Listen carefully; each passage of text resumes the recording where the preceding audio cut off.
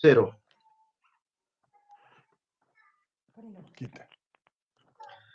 Queridos amigos y amigas que están acompañándonos en la plataforma de Lima Lee, tengan todos ustedes muy buenas tardes. Vamos a culminar con nuestro día de diálogos y de presentaciones con estos grandes poetas que forman parte de la colección iberoamericana de poesía Primavera Poética, que estamos publicando gracias a la alianza con el programa Lima Lee de la Gerencia de Educación y Deportes de la Municipalidad de Lima.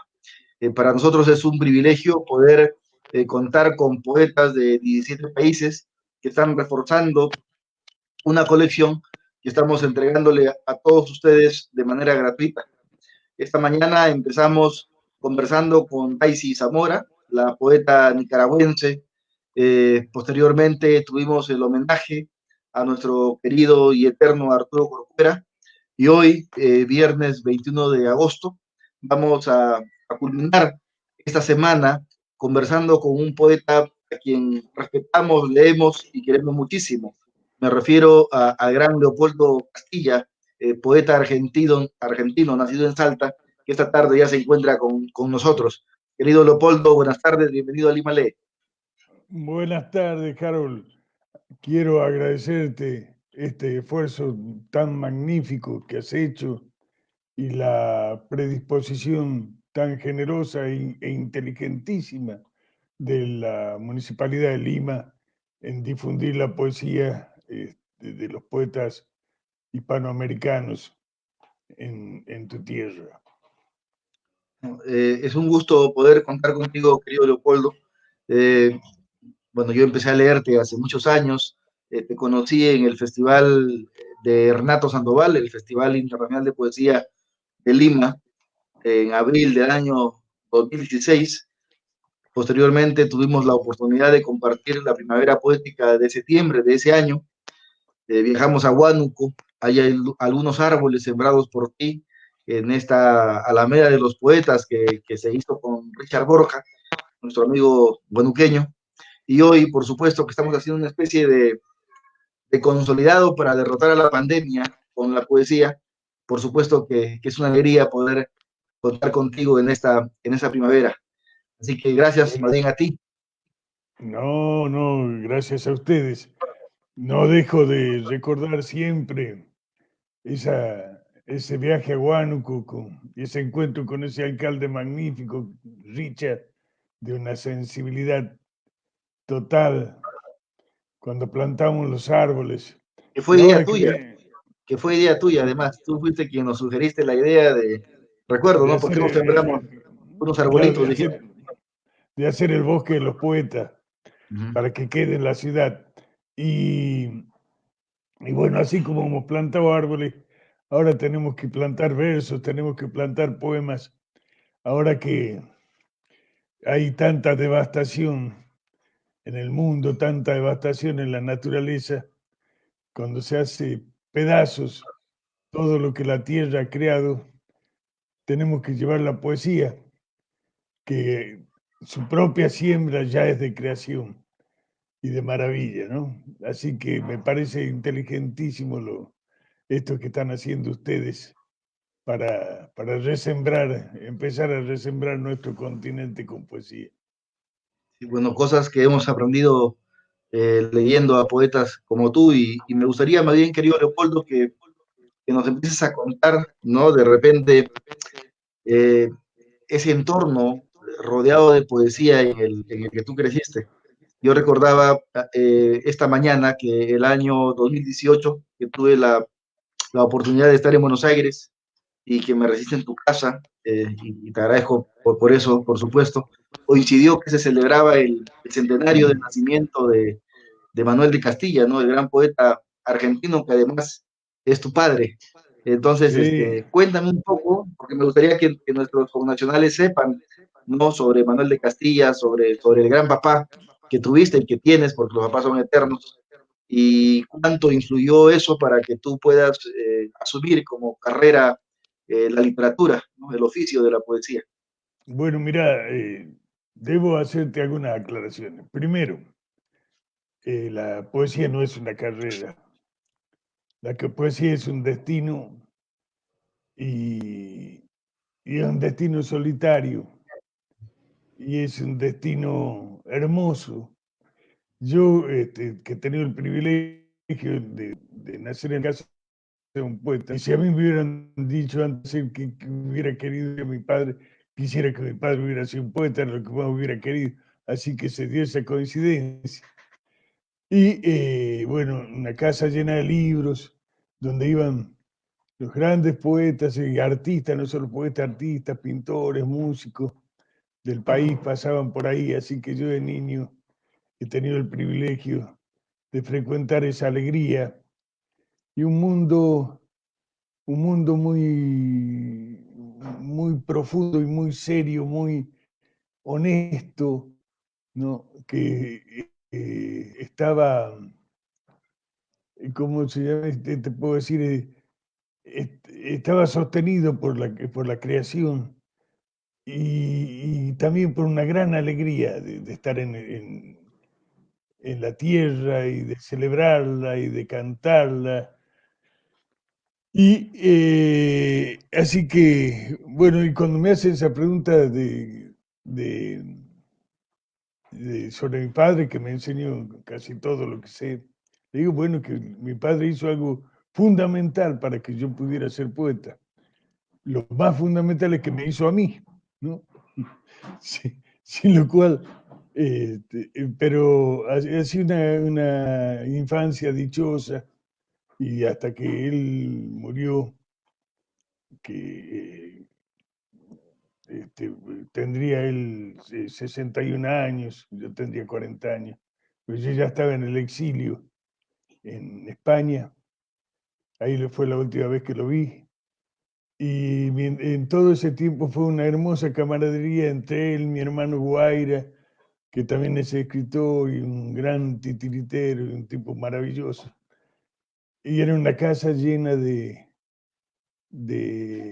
respeto y de celebración por la poesía. Hace 2 días conversaba con Hugo Francisco Rivela, que te quiere tanto, y él nos comentaba que fue tu papá quien lo descubrió, que le obsequió, le envió, dice, unos libros suyos y le dijo, ¿no? Le vaticinó que él no se iba a dedicar a la medicina, sino a la poesía. Eh, y también hablábamos sobre que en el festival tenemos a 3 poetas de Salta. Está Carlos Aldazábal, ¿no? Que te quiere tanto también. Está Hugo Francisco y estás tú, ¿no? O sea, está muy bien representada su Sí, región. son poetas maravillosos, hermanos míos. ¿Sí? ¿Cuánto, cómo nace en ti, querido Leopoldo, esta fascinación por los viajes? ¿No?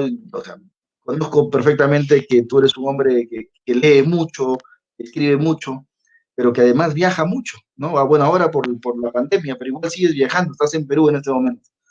¿Cuándo empezó esta fascinación por ¿Sabes los que, viajes? Mm. sabes que la primera fascinación por los viajes tiene que ver con Perú? Y mi primer viaje tiene que ver con Perú. Te cuento, yo era niño, pero niño tendría 6, 7 años, 5 años, no sé. Y tenía una manta peruana y me tapaban con una manta peruana que había sido de mi bisabuelo. Y esa manta tenía un olor a pajonal de altura, un olor a viento seco que le queda a las lanas de nosotros, que tenemos nosotros los andinos. Y yo sentía ese aroma y tenía ganas, ¿no? Tenía así una ansiedad por saber cómo sería ese lugar de donde había venido. Y el primer viaje que hice solo, a los 18 años, que me fui de mochilero solo, arriba de los camiones con las cholas bolivianas, fue rumbo al Perú. Ese fue mi primer viaje hacia el Perú. Así que desde ahí, a eso tienes que sumarle la lectura que teníamos todos los chicos en esa época, que eran las de Salgari, era Daniel Defoe, la Mark Twain, estos niños vagabundos como Huckleberry Finn, ¿no? Y todos esos personajes de Mark Twain, todo eso hizo crecer en mí las ganas de viajar. Y comencé con mi hermano viajando sin un peso, pidiendo que nos lleven los camiones en el camino. Estuvimos haciendo esos viajes de unos 10 hasta mis 28 años en América Latina, yendo por cada pueblo y entrando en los mercados, entrando en los cementerios, en las iglesias y en otros lugares donde está la vida ardiendo y, y aprendiendo de la generosidad de la gente más pobre de América Latina, que era la que más nos daba, sin que pidamos. Eso sí, no pedíamos. Pero ¿cómo sería la pinta de hambriento que tendríamos? ¿No? Que nos daban, yo me acuerdo, te daban rocotos rellenos, entraban, venga, venga, venga, tome hijos, tomen los rocotos rellenos. Se ve que andaban famélicos. O sea, ahí conocí yo América Latina pulso a pulso y pueblo a pueblo. Y ahí aprendí toda la grandeza que tiene. Y ahí aprendí también que somos un solo país, con una sola entraña y una sola madre. No, pero qué hermoso que nos comentes esto, que tu fascinación por los viajes, ¿no? Y uno de tus primeros destinos, no el primero haya sido Perú. Tenemos otra razón más para quererte. Y tú que has visto tanto, querido Leopoldo, en tantos países, que has recorrido continentes, ahora tú dices, ¿no? Que somos de una sola tierra, una sola madre. Ahora que estamos todavía confinados y lo hablamos por teléfono, esto no es un invento, el enemigo está ahí. eh, ¿Cómo crees que la humanidad reaccione, ¿no? Post pandemia? ¿Crees que haya reacción? ¿Crees que la literatura sea uno de los pilares para de repente recuperar, ¿no? Un poco la moralidad que está perdido en muchos espacios? Mira, casualmente, hace, hace poquitos días he terminado un ciclo de, de, de conferencias de las que han participado importantes escritores, intelectuales de la Argentina sobre los fundamentos y vuelos de la cultura en el siglo XXI. Nosotros tenemos que rever todos los paradigmas que nos han traído hasta ahora. No podemos seguir admitiendo la preeminencia de la voracidad de algunos fariseos de la economía sobre el hambre del mundo. No puede ser que 400 familias tengan la mitad del dinero del planeta.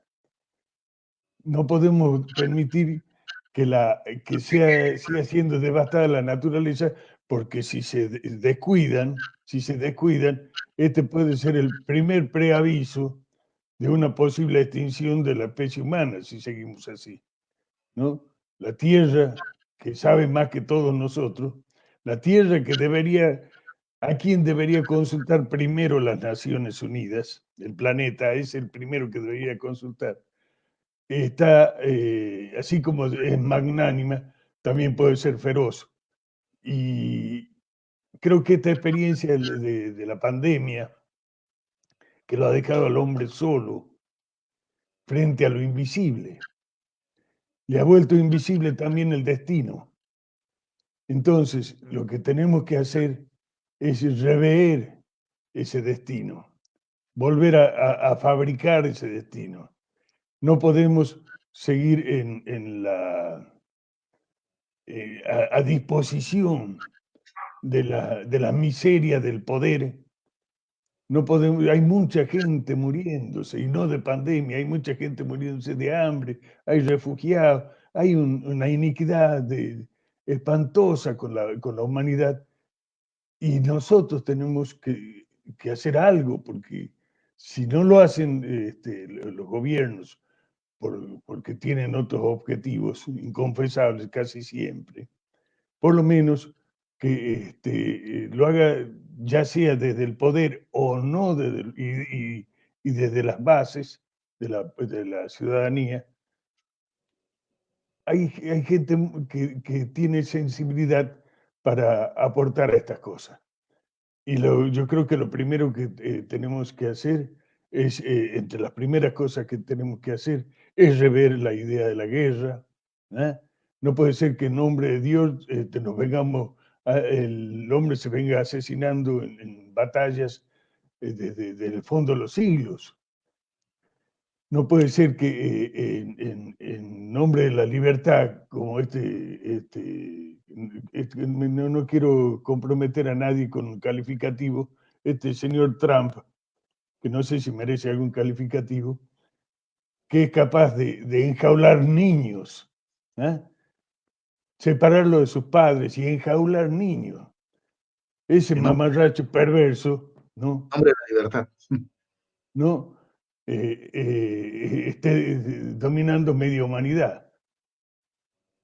Entonces, porque este tema a mí un poco me saca de las casillas, yo pido disculpas, Pero ¿no? está bien. Yo Pero, creo, yo creo, Leopoldo, que es pero necesario que los poetas eh, con la autoridad moral, ¿no? Como la que tú tienes, se expresen sobre estos temas, que hay que también decirlo, muchos escritores también rehuyen, o sea, son pocos los que apuntan al problema, y qué bueno que tú lo estés señalando, porque eso contagia, ¿no? Para que otros refuercen esta idea de recuperar la humanidad respetando a la madre tierra.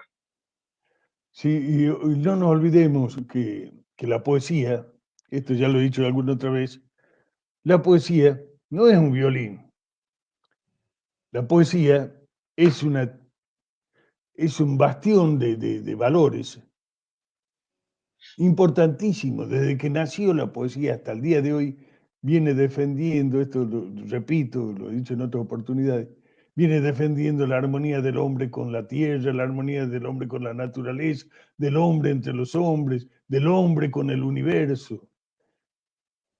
Viene defendiendo las causas más hermosas y viene defendiendo la libertad y la creación más limpia. O sea que la poesía es un caudal de axiología tan pero tan importante a la cual debe atender la política. Mira, no sé quién me contaba que en China, para ser ministro, suponte ministro de Economía de China, tenías que examinarte en poesía, tenías que saber poesía. Esas civilizaciones que saben, que trabajan para dentro de centenares de años, no para ahora únicamente, saben que también esa prolongación de inteligencia está dada en la poesía, ¿no? Por la capacidad que tiene de vaticinio, de entrar en el futuro. ¿No? Por eso creo que también es Y, importante, ¿no? y mira qué importante lo que estás diciendo, porque considero que cuando los poetas o quienes pretenden escribir poesía tengan clara esa responsabilidad, ¿no? Que tienen entre las manos al momento de escribir, probablemente tengamos otros libros y por supuesto probablemente tengamos otra, otra sociedad. Y Yo- después de estas reflexiones, querido Leopoldo, eh, a ti particularmente, ¿no? ¿Cuáles fueron de repente aquellos libros que te llevaron a fortalecer esta forma, ¿no? De mirar el mundo y de entender también la poesía? bueno, mira, yo, yo por salteño, libre y dueño, soy de una tierra de cantores. Así que yo he sido acunado con la copla, he nacido con la copla. Y la copla, como sabes, es la semilla primigenia de la poesía de habla española, aunque comienza después de los romances, ya está en los romances. Y en América Latina es la llave madre de la expresión popular y del canto popular, la copla. Entonces, a eso me ha dado la tonada, que no me falla, como dice Vallejo, con el debido respeto y la distancia que hay entre ese magno bardo y este mísero verseador. Y después, yo me acuerdo, mis primeras lecturas fueron los romances de Lorca, fue Alberti, Guillén, toda la generación del 27, y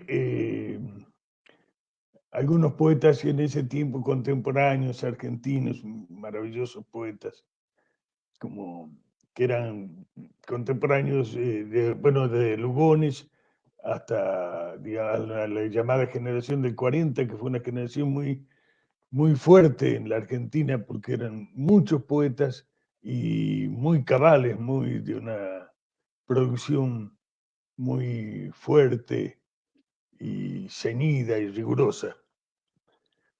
Y después, Yo, yo eh, creo que hice como hacemos todos los poetas. Si yo fuera poeta, porque no hay que alabarse de eso, eh, es perseguir el espíritu de uno, la intuición de uno. Y por ahí fue que entré en cierta frecuencia, te estoy hablando sobre mis 30 años,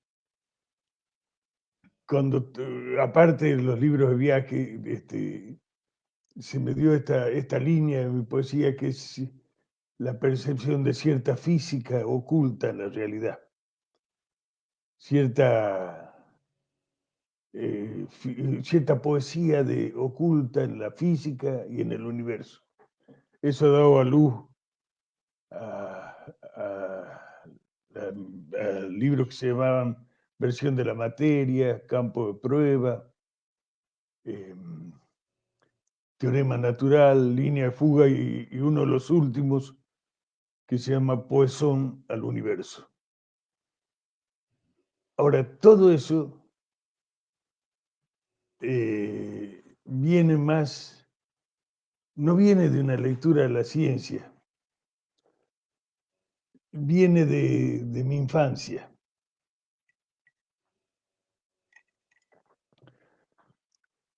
Yo cuento en un poema que cuando yo era niño, yo veía todas las noches, estando despierto, bajar por la escalera que iba a la terraza de mi casa a la muerte. Y todas las noches soñaba con dice el poema, la lluvia de fuego del fin del mundo. Esa, a mí que supongo que habrá sido una imaginación exacerbada, pero que era verdad, era verdad. Y también se me dio a mí no sé si por talante,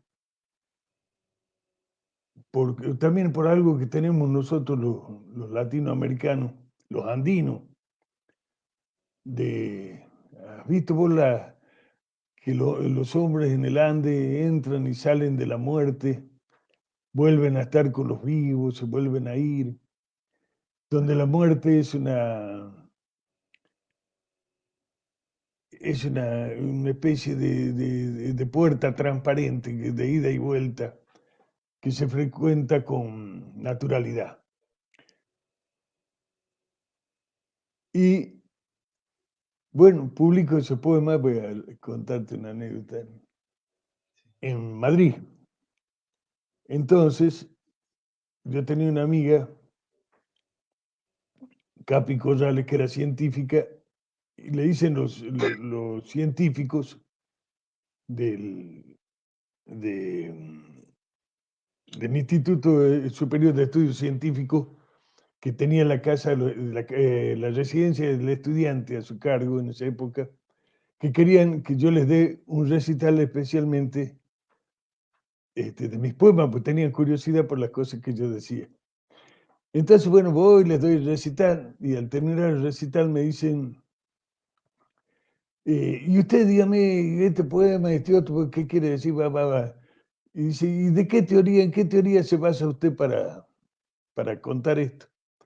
Y le digo, no, yo no me baso en ninguna teoría, le digo. Yo no sé nada de física. Y, y le digo, ¿sabe de dónde sale esto? Y cuando yo era niño, yo veía que cuando venían las tormentas, las mujeres ponían las tijeras bajo las almohadas y tapaban los espejos. Y entonces, desde ahí supe que había un movimiento, que había una energía, que había una vida detrás de la vida, que lo invisible activaba tan fuerte como lo visible en la realidad. Y así, Claro, ¿no? así, así. Te escuchaba con suma atención y te escuchaba y no podía evitar dejar de pensar en los grandes poetas que nos ha dado Argentina, ¿no? Muchos escritores de mi generación hemos crecido leyendo a Roberto Juarros, a Juan Gelman y a poetas ahora, ¿no? Que están produciendo y que son pues las voces de la literatura argentina y que son además amigos tuyos, ¿no? Pensaba, por ejemplo, en Marco Silver, a quien ya tú te referiste, Ah, en, Marquito, claro, gran poeta y gran hermano. en Jorge Bocanera, en Santiago Silvestre, ¿no? Otro gran poeta y gran hermano. Hugo Francisco Rivela, ¿no? Que además es tu paisano y el gran Igual, admirador de, igual. de tu padre. Eh, Qué poder que hay en Argentina, ¿no? Para escribir y para poder entregarnos estos señores poetas, ¿no? Una tierra también de privilegio. Eh, y pensaba en los viajes, pensaba en tus reflexiones, trataba de acercarme también a esta lectura que tienes tú del mundo y, y me daba gusto escucharte que la copla popular, ¿no? Que la canción de pueblo, que esa musicalidad era la que había afinado en ti ese destino, porque también lo dijiste claramente, que la poesía no es un oficio, sino un destino. Eh, ¿Cómo ves el destino de la poesía ahora, querido Teuco?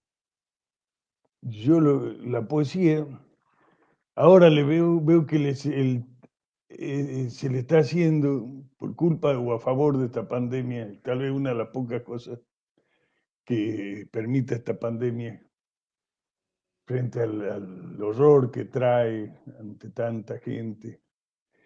Eh, Se le está haciendo el campo orégano, porque como no están las vallas del mercantilismo que existe alrededor de la literatura, por la cuestión concisa que tiene el formato poético, por la condensación y la capacidad de transmisión inmediata, la poesía está inundando por todos lados. Y creo que esto no es una resurrección de la poesía, sino que llama a las puertas de cada uno de la gente de este mundo, porque resulta que la poesía está dentro de ellos. Simplemente los llama por su nombre, para que le escuchen en nombre de todos. Te escuchaba y pensaba en los escritores que también en este momento están siguiendo esta transmisión. Y yo más bien te quiero compartir algunos de los mensajes y saludos de escritores de varias partes del mundo que están atentos a lo que dices y te voy a decir, ¿no? Quienes escriben, por ejemplo, Gabriel Chávez Casasola de Bolivia, Ah, es hermano mío. queridísimo Teuco, qué alegría verte y oír tu poesía de viva voz. Sixto Sarmiento de Perú, un enorme abrazo al querido Leopoldo Castilla. Carolina Zamudio, qué gusto enorme escuchar a nuestro gran poeta argentino. Luis Laos, qué feliz verte, Teuco. Luisito. Luis Laos también. Gloria Mendoza Borda de Perú, muy bien, escritor Leopoldo Castilla. Pertenecemos a la misma tierra y tenemos que cuidarla. Eh, Marti Arauzo de Perú, mi saludo y abrazo para el poeta Leopoldo Castilla. Randall Roque de Costa Rica, saludos Teuco, un abrazo. Javier Oquendo Troncoso, qué feliz me siento de poder escuchar al enorme poeta Teuco Castilla. Qué poemas, qué condición humana, qué corazón, qué señor. Orgullo de nuestra patria, del español. Cómo admiro al gran Teuco, dice Javier. Javierito, generoso siempre. María Juliana Villafañe de Puerto Rico, saludos al poeta Leopoldo Castilla. Bueno, y tantos saludos que si sigo leyendo nos pasamos toda la hora leyendo en voz alta todo el cariño, querido Leopoldo, que los poetas tienen por ti. Respeto, ¿no? Pero esa es la generosidad son amigos y gente que yo quiero mucho. Y creo que eso es hermoso, ¿no? Que la poesía encuentre, que de los amigos que tengo en Lima, Luisito Lao, Quique Hernández, Renato, bueno, nombrarlos a todos sería Miguel Ángel Zapata, que aunque no está en Lima, eh, toda la siembra de amigos que hace la poesía, eso es hermoso, ¿no? Nosotros estamos, aquí hay un link en este post en el que ustedes pueden descargar de forma gratuita el libro que generosamente Leopoldo Castilla está compartiendo con todos nosotros, ¿no? Esta colección consta de 65 títulos. Eh, los autores, insisto, de modo generoso nos han cedido los derechos de publicación para poder compartir la poesía. Así que el libro Relampaguear, yo le pido por favor a Melissa, que es nuestra asistente técnica del IMALE, si nos puede compartir la portada para que vean, ahí está, Relampaguear de Leopoldo Castilla, gratis para todos quienes quieran tener la poesía de Leopoldo, conocer la poesía de Leopoldo, vivir la poesía de Leopoldo Castilla. Creo que un acto propio de poetas es esto, ¿no? Compartir lo que hacen. Y es una forma también de humildemente celebrarlos desde este programa Lima Lee. Querido Leopoldo, coméntanos, por favor, en tu propia voz, qué es relampaguear. No suena así como un azote al viento. No, ¿sabes qué? La verdad, yo tenía ganas de ponerle hace años a una antología mía, antes de tener ninguna antología, que tenía ganas de ponerle ese nombre, porque yo mirando a los otros poetas también, ¿no? Cuando, cuando decían sus poemas y sintiendo cómo viene el poema, ¿no? Eran así como relumbrones, eran relámpagos, eran bocas de relámpagos, ¿no? Y de ahí ya quedó el título, Relampaguear. Relampaguear.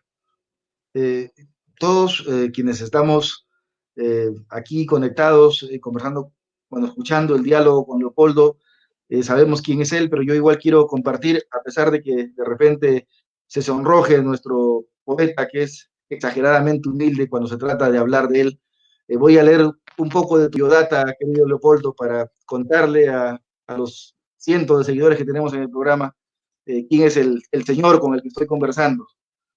Leopoldo Castilla nació en Salta, Argentina, ha publicado una gran cantidad de poemarios, entre ellos El espejo de fuego, Nunca, El amanecido, antología poética publicada por Montávila el año 2008, Manada en El mono armado, Buenos Aires del 2009, Coirón del 2011, Guarán el 2012, Viento Caribe el 2015, una serie Incendia, que fue la antología que publicamos en la primavera del año 2016, La Tienda de los Milagros, El Caminante, El Don del Alabado, La Última Piel del Mundo.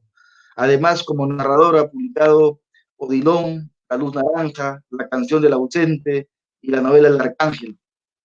Ha sido invitado por la Unión Soviética, cuando había Unión Soviética, para escribir un libro que la editorial Progreso de Moscú publicó en 1990 con el título Diario en la Perestroika.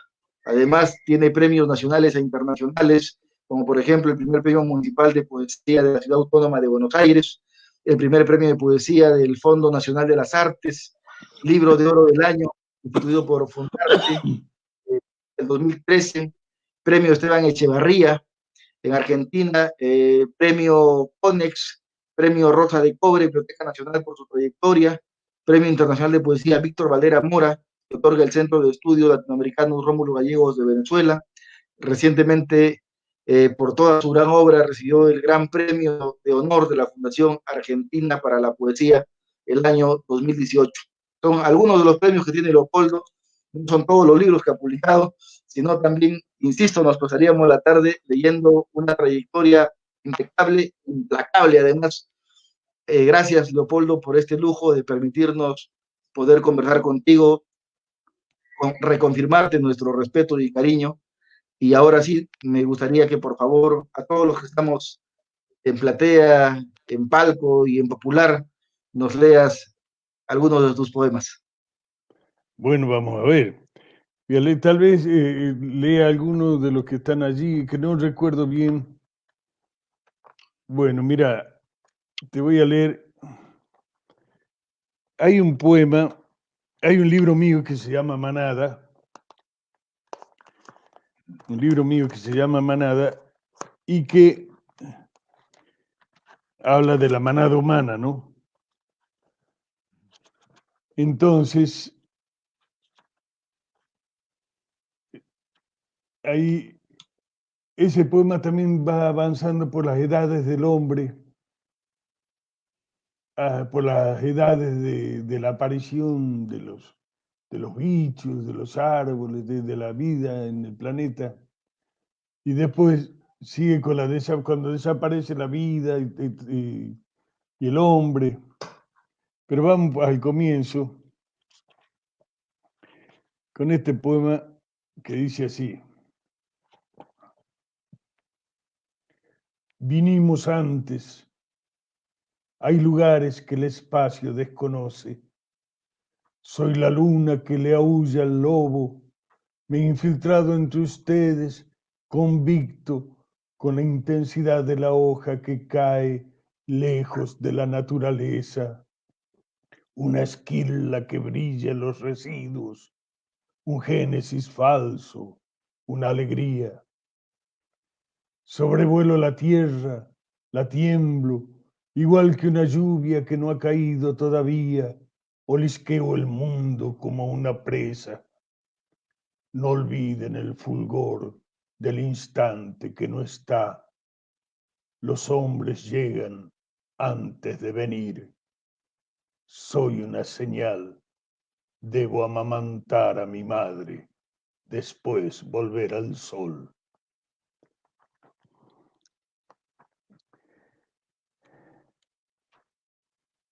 Hay entre los libros de viaje, que ya van más de una docena de libros de viaje por los 5 continentes, hay uno con poemas de la India que puedo, a ver si leo un poemita de ahí. Dice, de entre todos alabo a Ganesh, el dios de cabeza de elefante. Tiene la sabiduría del que conoció con el cuerpo. Cerró su mutación. Siempre el más increíble es el más verdadero. Los mediodías se apoyan en una mariposa. Una telaraña puede sujetar al viento porque él, enorme, danzó sobre un pie. Desde entonces, lo débil sostiene el firmamento.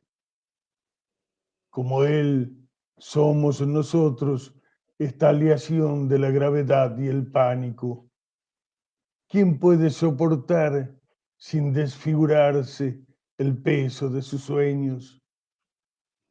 Alguien se cría en el fondo de uno y no es uno comiendo tus pedazos. Solo quien reconoce su otro animal resiste lo sagrado. ¿Está bien Qué ahí? hermoso. No, dale, hay un poema, no sé si lo tienes en la mano, sobre el ejército de terracota. Bueno, te lo leo, el ejército de terracota. ¿Quién soy yo para no leerte el ejército de terracota? Ahora te lo leo. Esto es andando por China.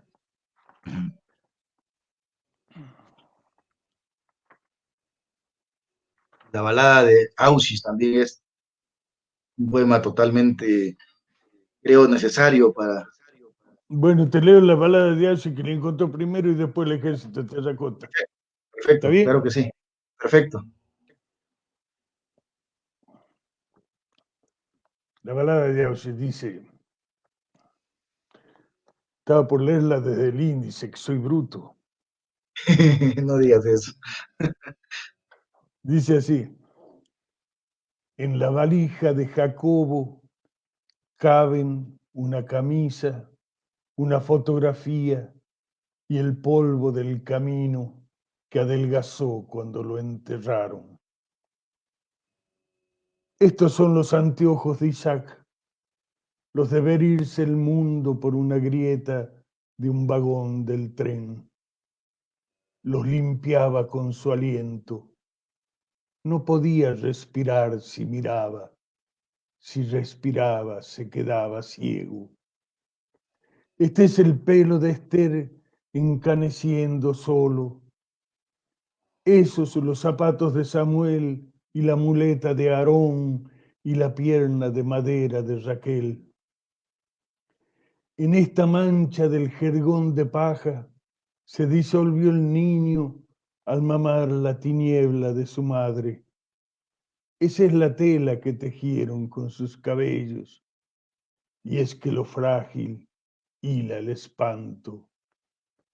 Este es el sobre todo de Josué, donde se encerró su casa oscura. No lo pudieron hallar cuando lo enterraron, perdón, cuando lo asesinaron. Detrás de las barracas, los hambrientos alambrados, el ojo demente de los reflectores y un patíbulo. Fuera de Auschwitz, todo es nieve y silencio, hombres y mujeres por la tierra, por toda la tierra, sombras de blanco.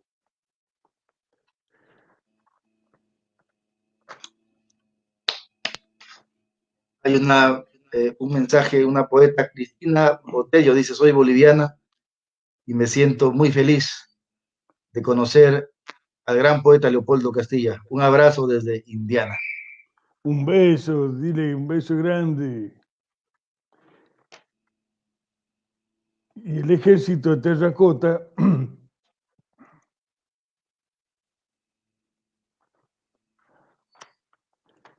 ese ejército, cuando yo lo he visto, se me iban las lágrimas. Es terriblemente conmovedor y extraño.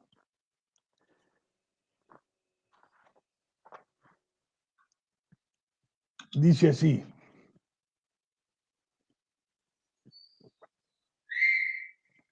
esta población de polvo, esta marcha del hombre por la soledad del tiempo, estos mudos son una provisión de humanos para cuando no haya nadie en el pasado, para cuando no haya nadie en el futuro. Cada uno es todos y es ninguno, y guarda su lengua igual que una moneda secreta entre los labios.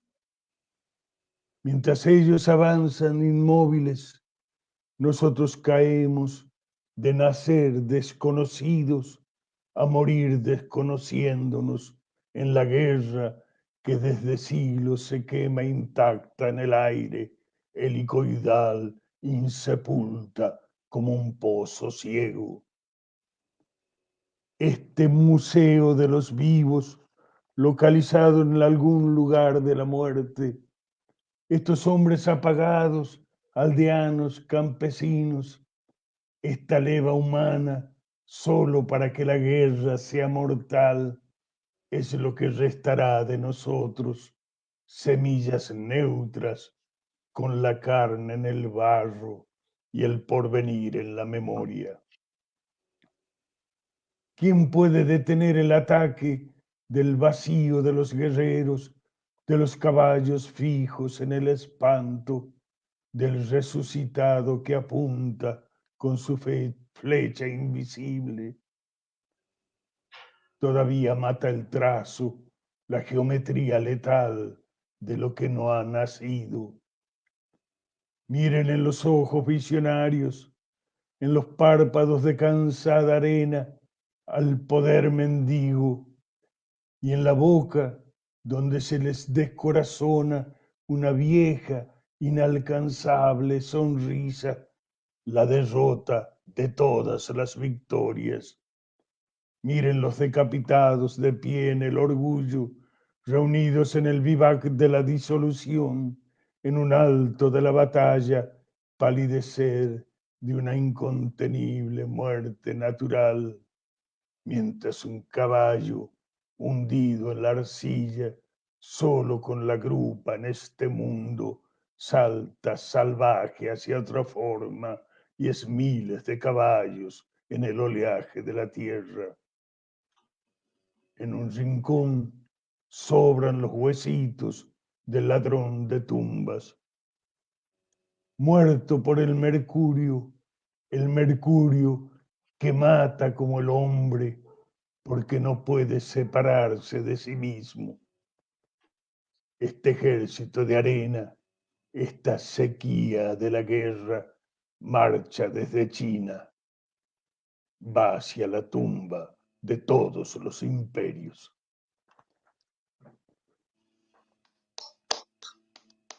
¿Qué tal poema, querido Leopoldo? Muchísimas gracias por compartirlo. Gracias. Eh, ¿cómo, cómo el hombre ha podido hacer, eh, dejar, ¿no?, para la memoria tales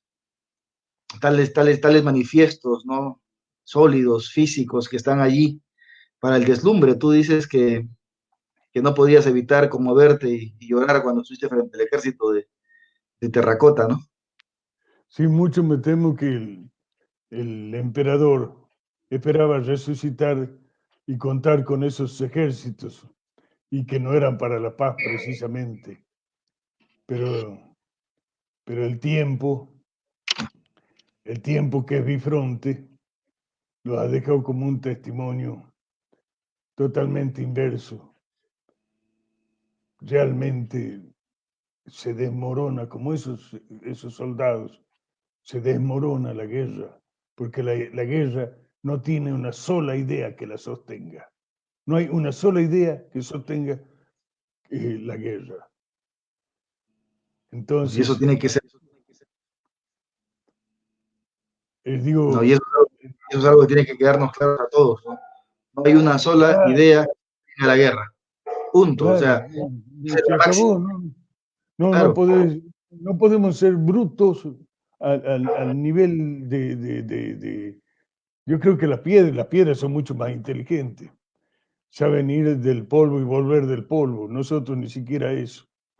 Este, pero no podemos seguir apoyando la barbarie. No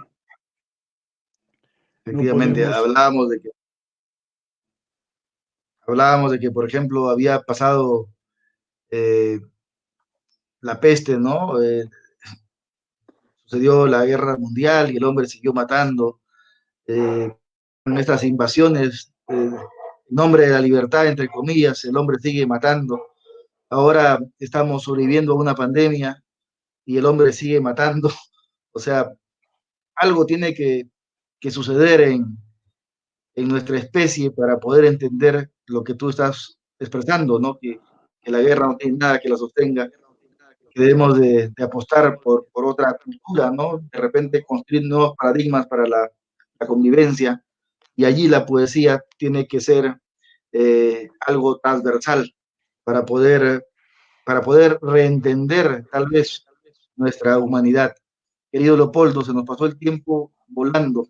Si tuvieras algún mensaje para todos quienes nos han estado siguiendo, para los jóvenes que empiezan a escribir, para los poetas que están en este instante escribiendo.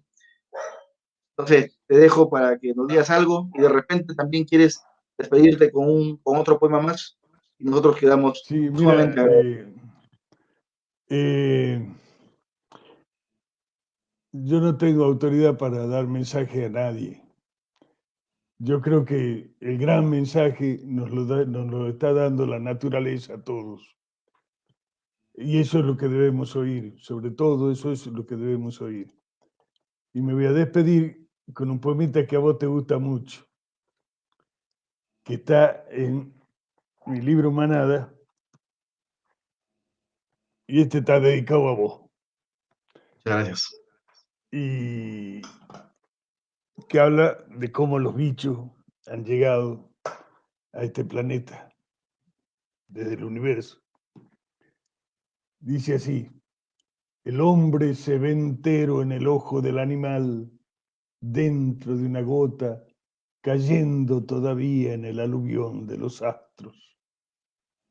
Y ve el tigre tatuado por las llamas del sol, el tigre clandestino, pisando apenas para no incendiar los campos. Mira la víbora, guante del rayo, la astronomía de la araña, los nervios del relámpago en la cebra, los meteoritos de los escarabajos, la noche insepulta del toro y la lujuria constelada del saurio. Todo el cosmos preso en la manada, menos el colibrí que tiembla fijo en el aire. Ese recién está llegando. Querido Leopoldo, muchas gracias por esta Muchas tarde, gracias gracias, Harold. por esta Un millón de conversación. gracias, Harold. Pensar en el colibrí Un que abrazo está. a todos los amigos de Lima y a los que anden por ahí por estos vuelos cibernéticos. Los abrazo con toda el alma. Muchas gracias a ti, querido Leopoldo, y nos quedamos pensando en ese vuelo del colibrí, ¿no? Y en esa mañana que siempre en nuestro corazón está llegando, ¿no? Gracias, poeta, gracias a Gracias a todos que ustedes. han estado siguiendo esta transmisión, gracias al programa Lima Lee. Nosotros nos reencontramos el día lunes, vamos a tener un diálogo con la poeta de Paraguay, Chiri Villalba, y en la tarde con el poeta argentino Carlos Aldazábal. Un fuerte abrazo, tengan un buen fin de semana, nos reencontramos aquí en Lima Lee el día lunes. Gracias, buenas tardes.